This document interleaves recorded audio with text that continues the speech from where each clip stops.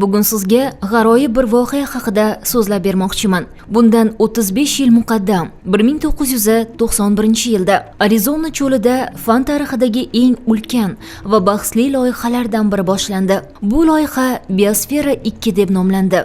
Ulkan shisha gumbaz ichida 8 nafar inson 2 yilga qamalib olib, boshqa sayyoralarda yashash uchun o'z-o'zini ta'minlay oladigan ekotizim yaratish imkoniyatini sinab ko'rishdi.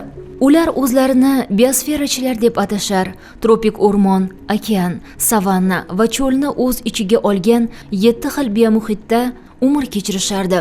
Ularning maqsadi faqat tirik qolish emas, balki yopiq makonda tirik organizmlar va atrof muhit o'rtasidagi o'zaro ta'sirni o'rganish edi.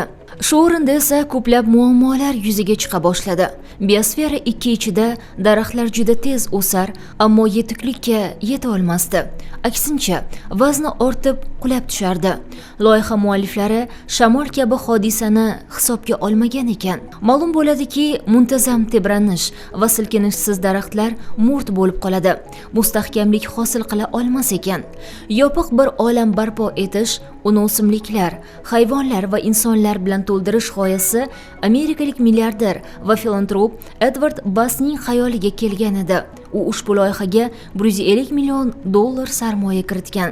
Xulosa shuki, inson qanchalik aql, zakovat va mablag'ga ega bo'lmasin, tabiatning nozik muvozanatini to'la-to'kis takrorlay olmaydi.